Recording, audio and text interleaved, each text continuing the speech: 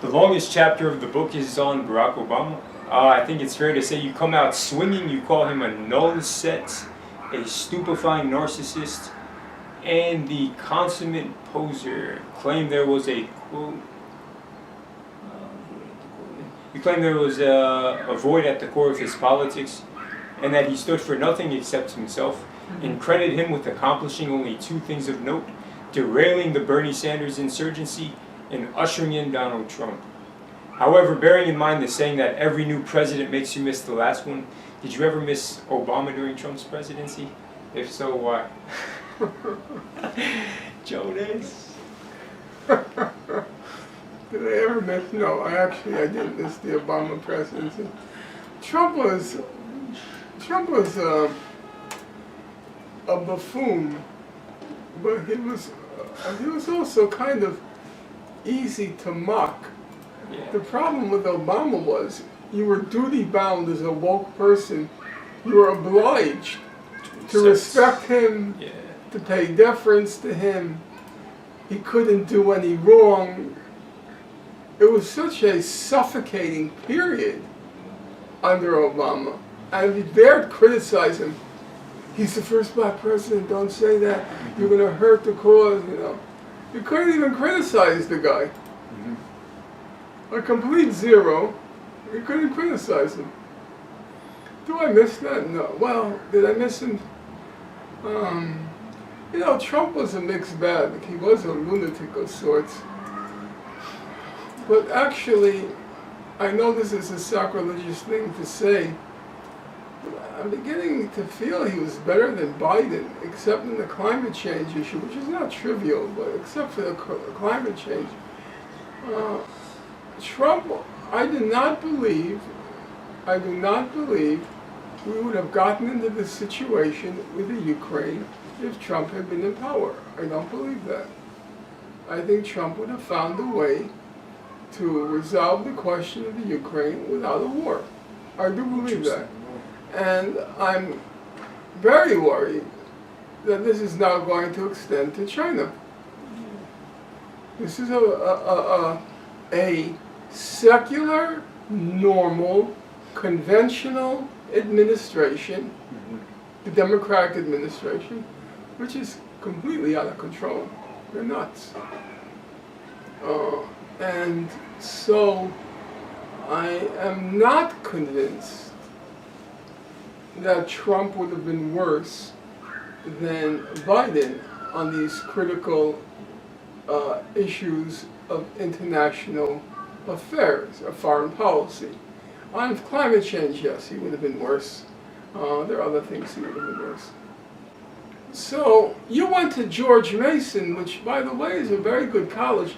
How did you afford it? Oh, my parents. Shout out to my parents. My parents, you know, they paid off my brother's education and my education. Yeah. So you must have been a good student. Well, how would you have gotten Well, I that? owed my parents some money because, you know, for some bad grades that I... How did you get in unless you were a good student? Oh, got you. Well, you know, I mean... yeah, that's for off-camera conversations. You know, I'm just kidding. Did you get in on a tennis scholarship? Oh, no tennis, no tennis. No, so actually I went to VCU first, Virginia Commonwealth University. Yeah, and then I went to George Mason after that. Not because I so much wanted to go to George Mason specifically, or because VCU was cool and great, but I felt like it was too many distractions for me, you know? I wanted somewhere just a little bit more isolated, secluded, things of that nature. My brother had gone to GMU, so my parents were familiar with it. It was a good university, like you said, so that's where I went. Yeah. What was your strong area? Were you good in math, science, or in English history? No, writing, I guess. Writing for myself. I guess also writing papers and stuff for like English or whatever. Yeah, sure, really. My strong suits, yeah, writing, I would say. Yeah. How was your math, science? I don't know. It was just, you know, whatever, average, mediocre. If I found the subject matter interesting, then it was good.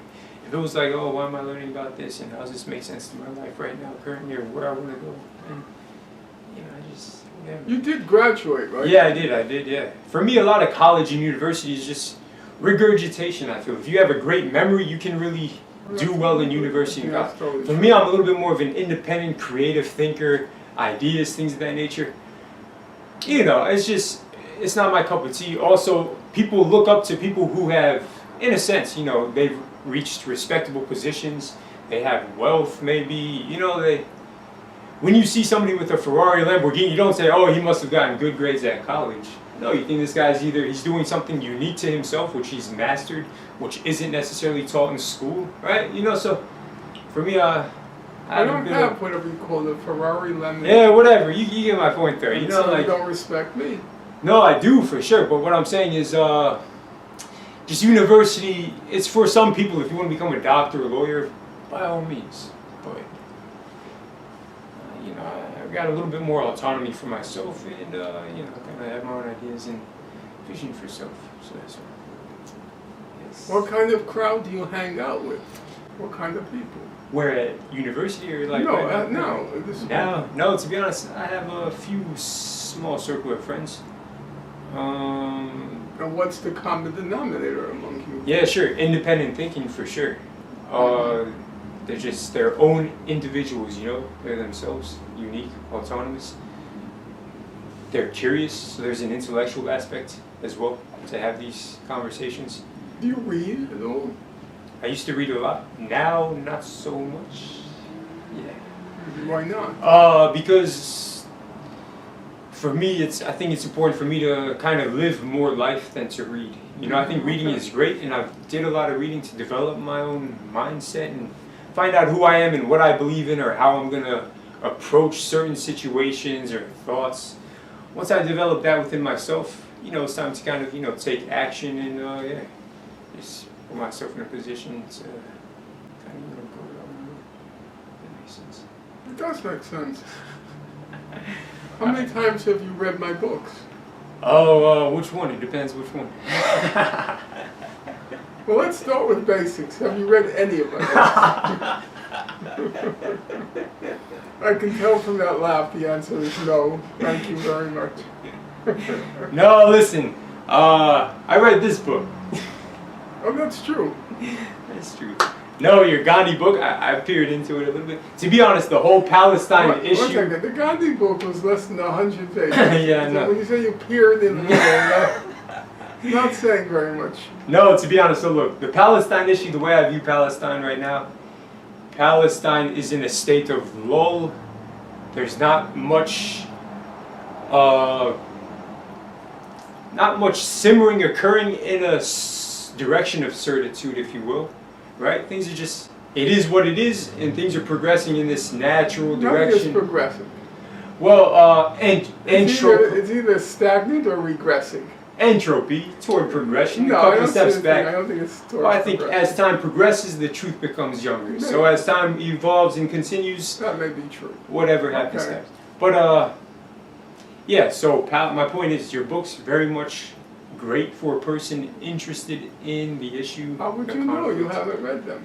No, I've seen a lot of your lectures, your interviews. Yeah, you know, I've dug up a lot of stuff with your lectures and interviews for sure. So my point is, in the future, when I see Palestine evolving, and if I'm in a position myself, and if I'm still inspired, or not even still inspired, if I'm inspired emphatically at that point in time, and I can do my part at the least, that's when I'll come back around. Look into your, you know what I'm saying? Everything for me is step by step. My vision, my aim is not Palestine right now. That's the short By answer. that time, my books will be collecting dust and they'll be wrapped in cobwebs.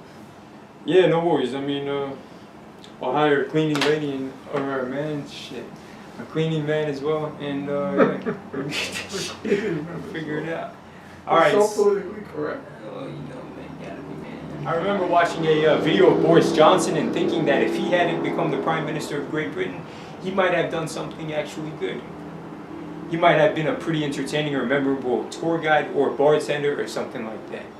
In an alternate universe, what role do you think would be good for someone like Obama? That's a question by Jonas as well. In an alternate universe, what role would be good for Obama? Yeah, had he not become, President of America, of the United States of America. He liked basketball a lot. He did. Yeah, that's He true. liked basketball a lot. Okay. And he had aspirations to writing. Yeah. So like everybody that's true. else. A lawyer, I guess, right? I mean, maybe a lawyer would have done good. That's what he meant. There'd be one more crooked lawyer. Yeah, that's true.